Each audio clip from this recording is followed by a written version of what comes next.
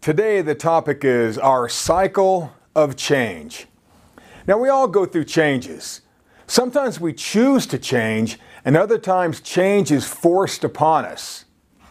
You know, Heraclitus, the ancient philosopher from Ephesus, once said, quote, "The only thing that is constant is change," end of quote. And he was very 21st century, way back in 500 BC.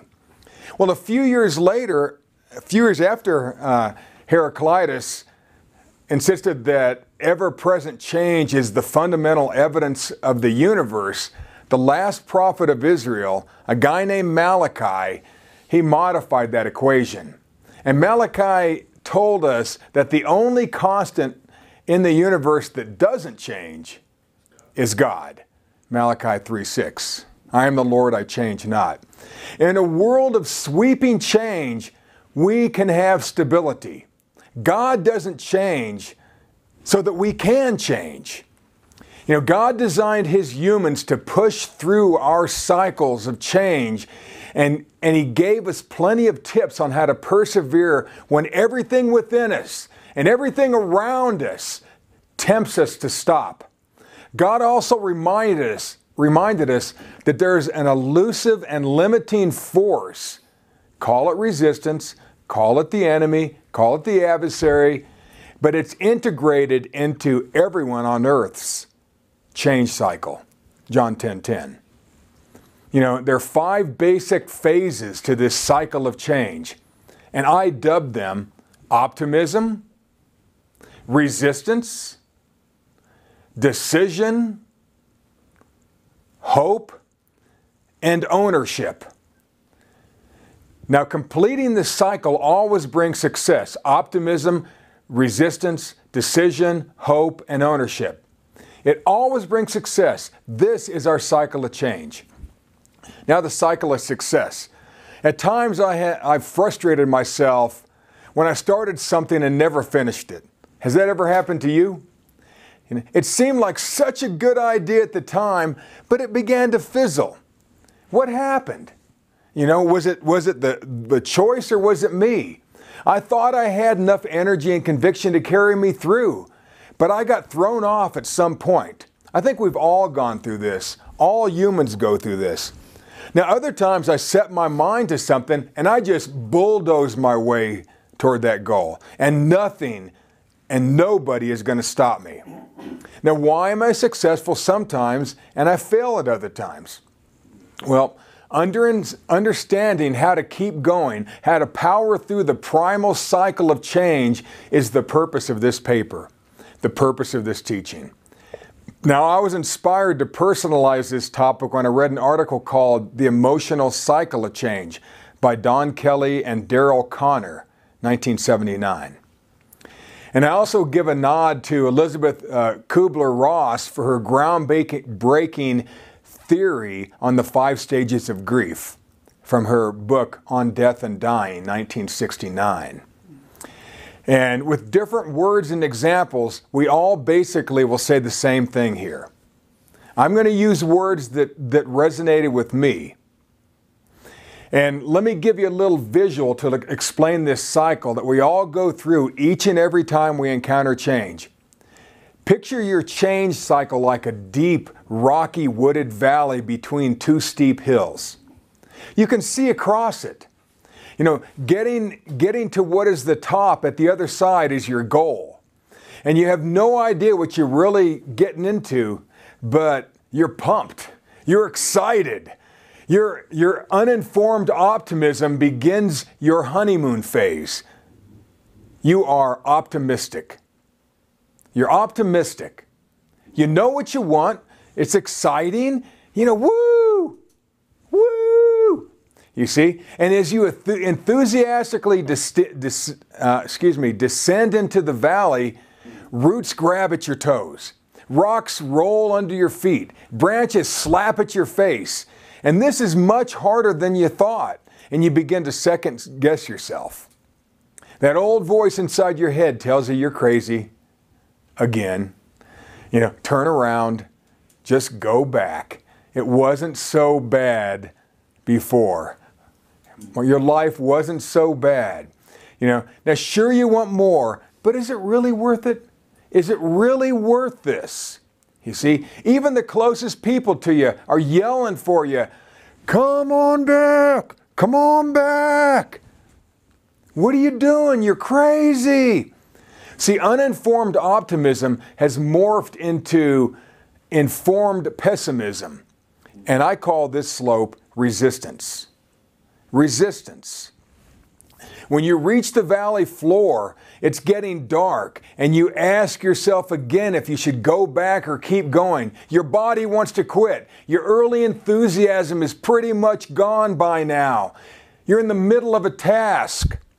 You remember that you made a promise to yourself, but those are easy to break. I do it all the time.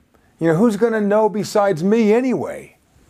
The verse flashes through your mind, why limp ye between two opinions?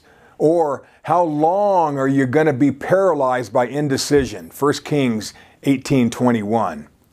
And like Paul said in Romans 7, my own behavior baffles me, for I find myself not doing what I really want to do, but doing what I really loathe. See, you're torn. That's the valley of decision. You have a foot on each side of a little stream. Which way am I really going to go now? You see, now what gets you to the next step and up the other side is hope. Now, hope is not wishful thinking, but it's a clear vision of yourself already attaining, already enjoying your success. Hope brings your future into your now. It's that vision of hope that reminds you what you saw at the top of that other hill, and that it's still worth all the pain. It's still worth all the struggle. It's still worth all that time. Hope is the polar opposite of indecision. Hope is the galvanizing force that motivates us to keep believing, to keep pushing, to keep trying, to keep going, to keep living no matter how bad things seem to get. Hope convinces us of the existence of things we cannot see. Hebrews 11:1. See, hope is that light at the end of the dark tunnel. Hope pushes us forward. Hope eliminates fear. Hope is a single vital ingredient to all goal setting. Hope is the glue that binds dreams to your goals.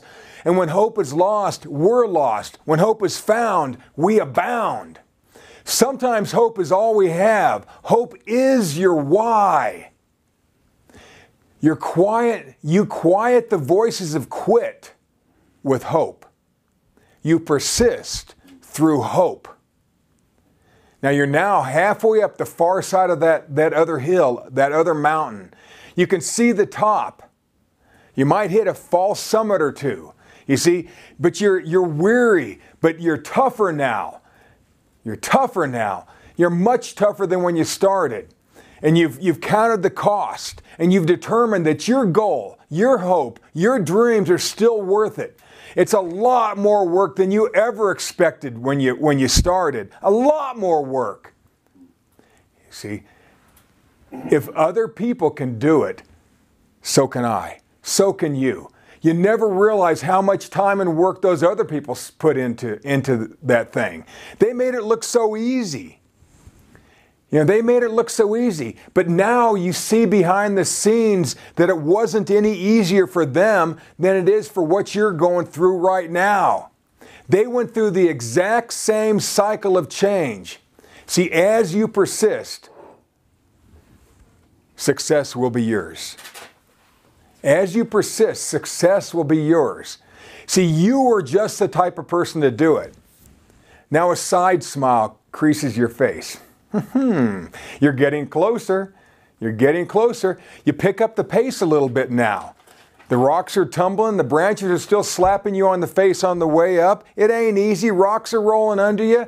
Already you're getting huge results. You're beginning to see things that you never saw before. Who knew? God did. You really did. And others did. Galatians 6:4-6 from the Message says, make a careful exploration of who you are and the work you have been given, and then sink yourself into that. Don't be impressed with yourself. Don't compare yourself with others. Each of you must take responsibility for doing the creative best that you can with your own life. You are fully informed. You see, then your fully informed optimism has given you full and complete ownership. Full and complete ownership. See, you started your quest with immature optimism. You pushed through resistance even when you felt like giving up and going back to your old life. You stood with one foot on one side of the stream and one on the other in the valley of decision. You refocused on your intended desire, which gave you hope, and you continued on your quest for a better life. Excuses were abandoned somewhere. Who cares now? You see, you started getting results. Your pursuit became a habit. You no longer care what others thought or said. You took full and complete ownership of your life and situation and time. You completed your cycle. You did it. Good work. Good work. I'm proud of you. Take one day to celebrate and then get back to working on your next life goal. You see, be aware that you will go through the same cycle over and over and over again. Hey, that's why they call it a cycle. You see, disabilities? Ever read, I can do all things through Christ which strengtheneth me? Philippians 4:13. Now I hear a lot about genetics, about someone having a predisposed ability that gives them advantage over us less gifted people. And in some way, I know it's true. Okay, you're 7 feet tall, you make a better basketball player than 5'1", right? Okay, I get genetics. You see, some people are better with math. Some people are better with people. Some people are better at mechanical design and functioning. Okay, I get all that. You see, but in other ways, it's just an excuse. If you have a goal in your mind, I believe God put it there. Doesn't God work in you to will and to do of His good pleasure? So if you really want something, it's probably God that put that desire there. Think about it. You're not stupid. You walk with God. You walk by the Spirit.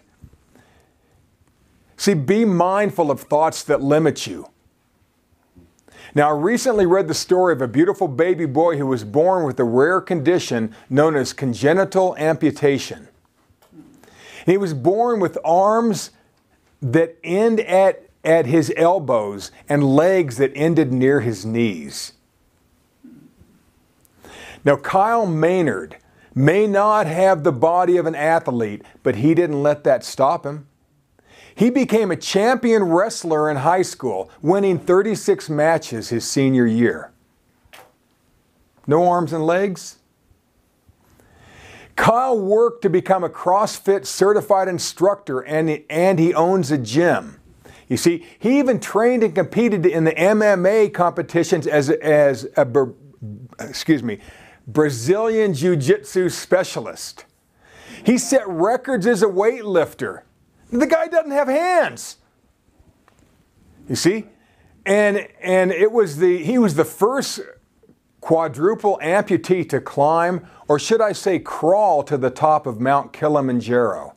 And that's over 19,000 feet up. You see, he's also a best-selling author, a motivational speaker, and an entrepreneur.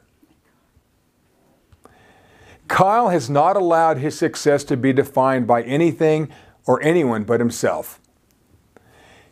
You know, he teaches audiences about a life driven by purpose and meaning. He believes in the endless pursuit of his dreams, and he believes that no obstacle is too great. Kyle teaches that we should allow nothing in our life to keep us from accomplishing our goals. Gosh, I think if he can do it, we can do it. You know, I think that's not bad for a man that was born with what some might call a little bit of a disadvantage, you see. But not to him. Kyle Maynard relentlessly pushed through every cycle of change. I think the Apostle Paul fully understood what it took to trek through the cycle of change when he said, quote, I'm ready for anything and equal to anything through Him who infuses inner strength into me. Philippians 4:13 from the AMPC. I'm ready for anything and equal to anything through Him who infuses inner strength into me. From shock to triumph. Now, change is not always something we go looking for. Okay? Earlier, I mentioned optimism is a first step of change. This is true if it's something you want, like $1 million, or you want to lose 30 pounds, or you want to run a marathon, or you want to find a new love, or you want to start a new business. See, shock is the flip side of optimism. And it starts when something bad happens to us. We lose a job, lose a house, lose our health, lose a lover, or someone close to us dies. This change is usually involuntary, which means we don't want it. It's never wanted, and it's thrust upon us. We feel it as if we're in some sort of personal hell. You know, as strange as it may sound, like optimism, shock is a starting point. You see, we all go through that hell, but we still want to end up on the top of that other mountain. You see, especially with the death of a loved one. We will go through a very dark and steep slope of resistance that Kubler-Ross called denial, anger, bargaining, depression, and acceptance. Most of us have heard those before.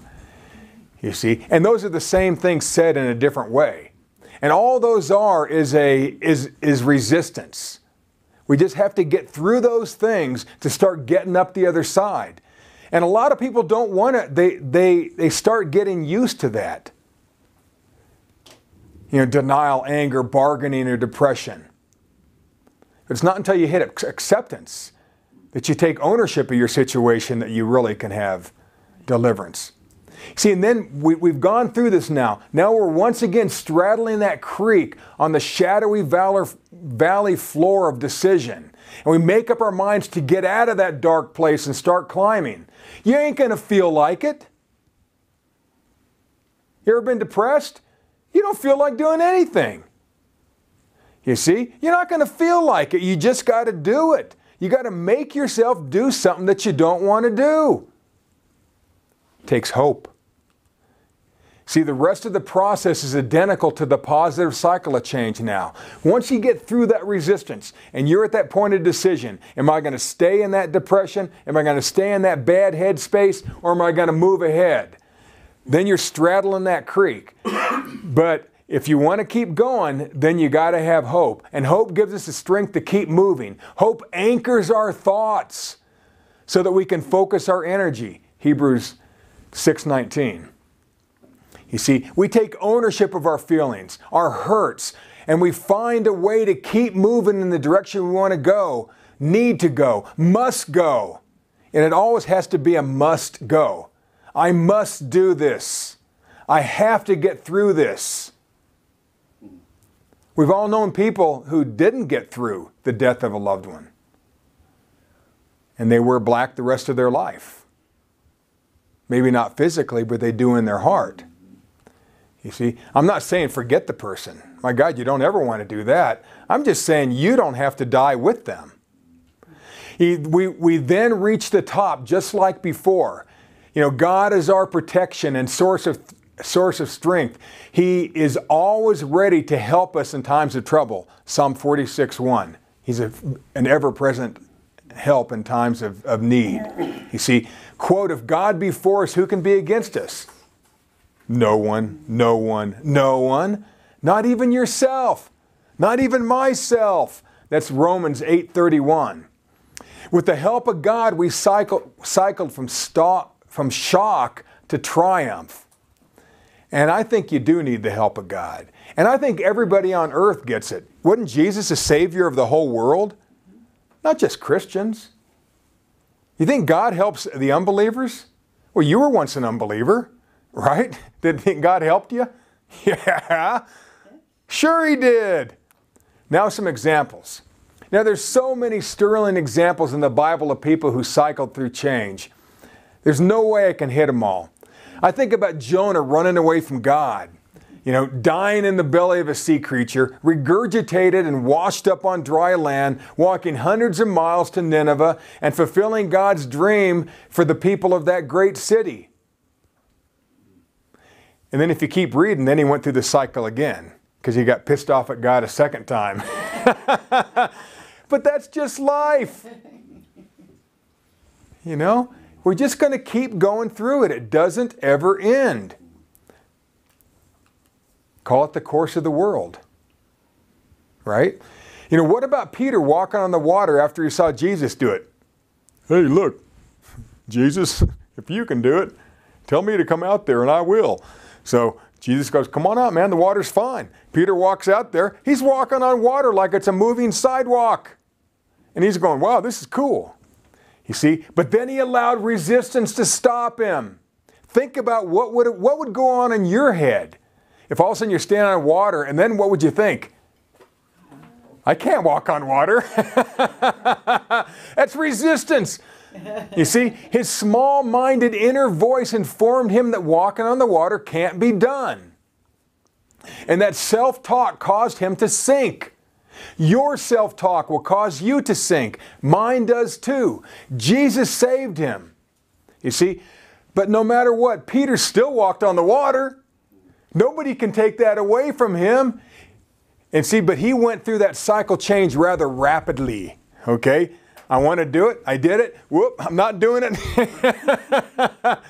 He went through it. You see, sometimes we see results quickly. Other times it takes months, maybe years. As we push through any and all resistance and decide to keep moving and keep our hopeful eyes on the prize and take extreme ownership of our time, equipment, and actions, we will not fail. But it all starts with that valley of decision. Most people turn around during resistance, and that's when I failed every time. I seldom made it all the way there to where, okay, now I can go back either way. You see, usually it's resistance that turns people back. And it has a lot of faces, a lot of clothing, a lot of disguises. We wrestle not against flesh and blood. You see, Job had to cycle through change like none of us ever have. You think you've had loss? In one single day's time, he lost his 10 adult children. On that same day, he lost all his wealth. And he had been the richest man on earth at that time. Now, that's a bad day. It's a bad day. His friends then turned on him. And his wife scolded him for trusting in God. You see, on one side of his mind, he wished he had never been born. But on the hopeful side, it told him he was going to get through this. He did get through it. And he ended up with twice as rich as he was before, plus his wife gave him 10 more kids to raise. So they had a little bit of good time again, So, his cycle started with a crazy amount of shock. What a shocking day. Most marriages don't last through the death of one child. Imagine 10?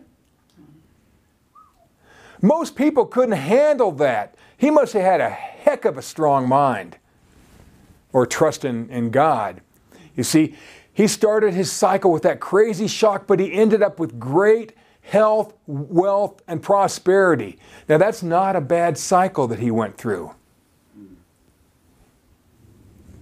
Not a bad cycle. He ended up with twice as much and still 10 more kids and kept the same wife. Not bad. He went through the cycle. He went through the same things that you do. He just kept going. What is that one quote from Winston Churchill? When you're going through hell, keep going. Yeah. When you're going through hell, keep going. That's sort of my teaching in a nutshell right there. I could have saved a lot of your time. Now the sower cycle. The sower cycle. And I'm going to close this paper, this teaching, with an example that showed us that Jesus fully and completely understood the cycle of human emotions regarding change. We all go through it. He tried to teach anybody who would listen, but I've never seen it taught better than in Matthew 13. I'm going to start in verse 13. And that same day, Jesus left his house and went to sit by the sea. Large crowds gathered around him, and he got into a boat on the sea and sat there. And the crowd stood on the shore waiting for his teaching. Verse 3. And so Jesus began to teach. On this day he spoke in parables. And here is his first parable. And this is the only one we're going to really cover. Jesus. Oh, I'm sorry. Boy, oh boy. I hope I gave you I might have given you the wrong chapter here. If not, just listen. I apologize. So here we go. Verse 3. And if it's not in Matthew, then go to John. It is Matthew. Okay, it is. Sorry. Sorry I blew up. Hey, I got to go through the cycle here. I got to cycle back to my teaching. Yeah.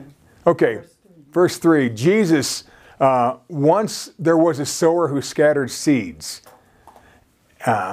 One day he walked in the field scattering seeds as he went, and some seeds fell beside the road. And a flock of birds came and ate those seeds. And so the sower scattered seeds in a field, one with shallow soil and strewn with rocks, but the seeds grew quickly amid all the rocks, without rooting themselves in the shallow soil. And their roots got tangled up by the stones. The sun scorched the seeds and they died. And so the sower scattered seeds near a path, and this one covered with thorny vines, and the seeds fared no better there. The thorns choked them and they died. And so finally the sower scattered his seeds in a patch of good earth. At home in the good earth, the seeds grew and grew. Eventually the seeds bore fruit, and the fruit grew ripe and was harvested. The harvest was immense, 30, 60, 100 times what was sown. He who has ears to hear, let him hear. Verse 10, disciples, why do you speak to the people in parables? Jesus, verse 11, knowledge of secrets of heaven has been given to you, but it has not been given to them. Those who have something will be given more, and they will have abundance. Those who have nothing will lose what they have. They will be destitute. I teach in parables so that people may look but not see, listen but not hear or understand. They are fulfilling Isaiah's prophecy. You will listen, but you will not understand. You will look, but you will not see. The people's hearts have turned to flab. Their ears are clogged. Their eyes are shut. They will try to see, but they will not see.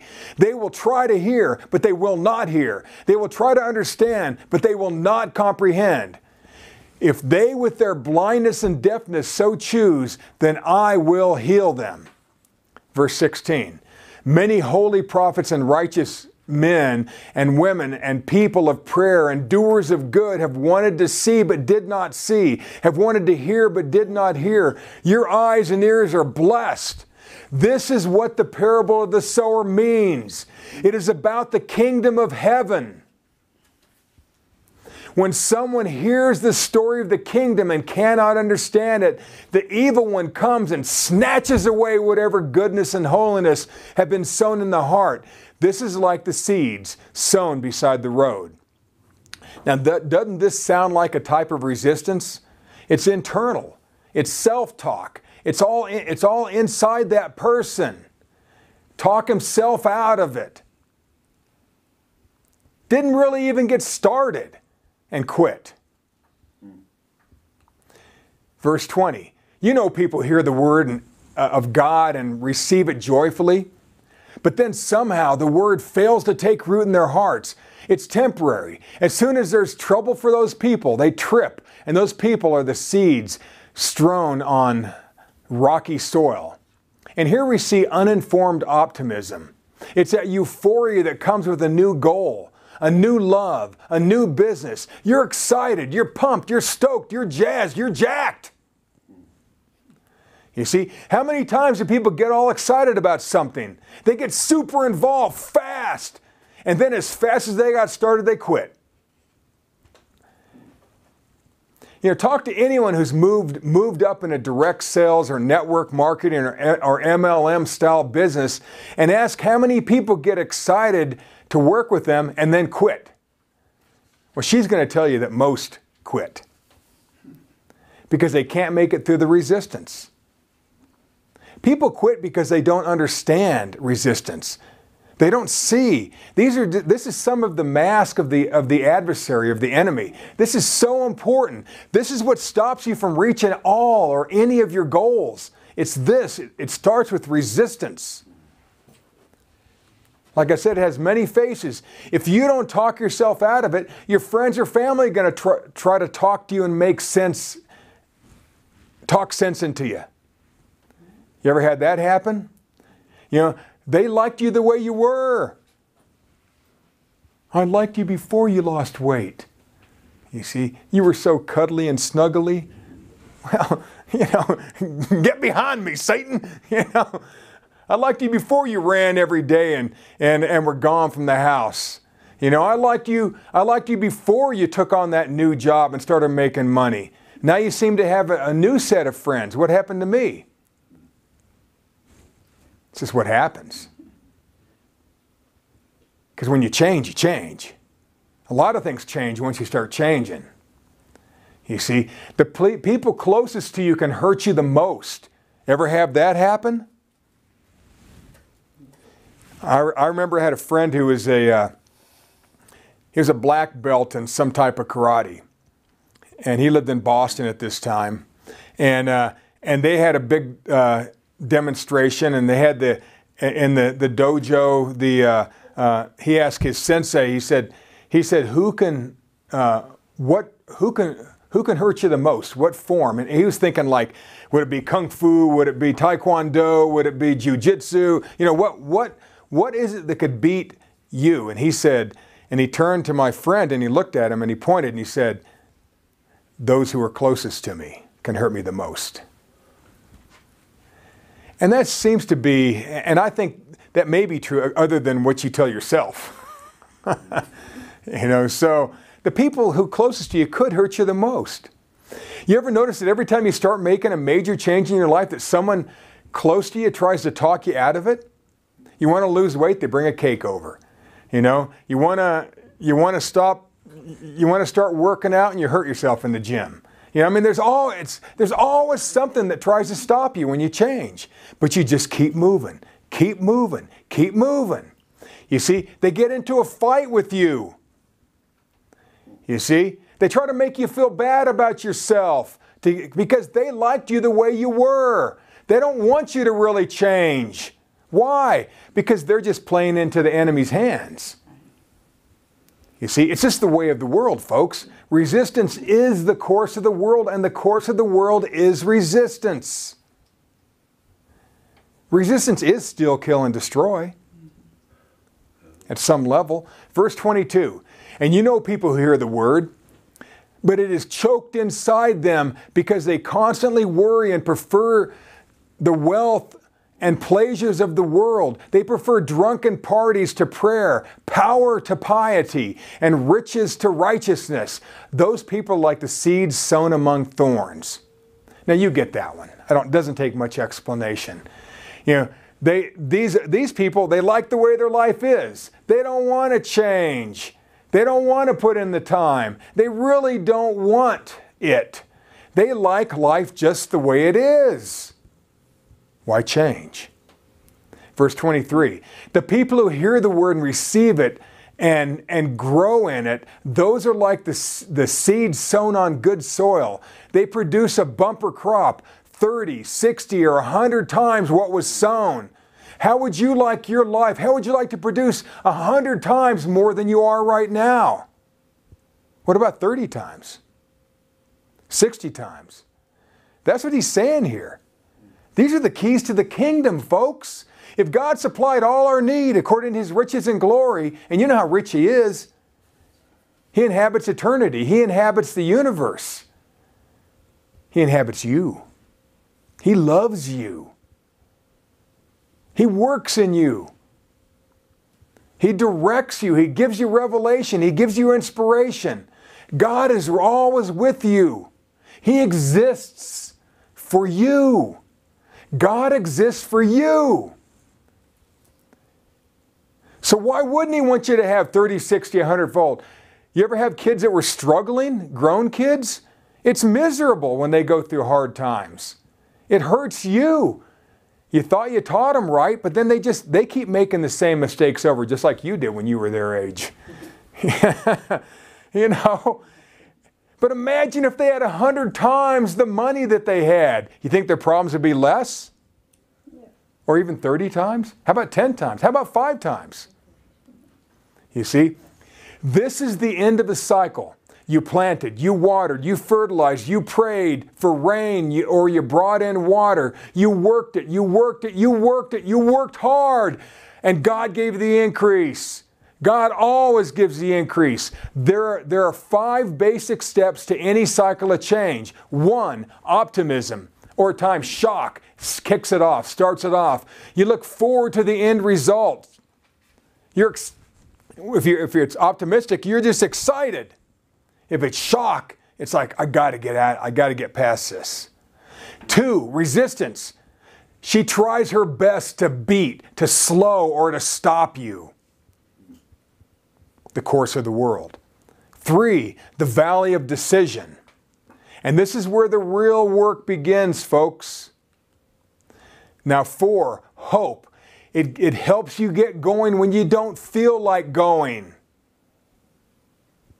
And 5, by taking full ownership of your time, by taking full ownership of your feelings, by taking full ownership of your actions, where nothing's going to stop you anymore, any longer. It will complete the cycle, and it will bring you to incredible success and incredible abundance. Folks, this is our cycle of change. God bless.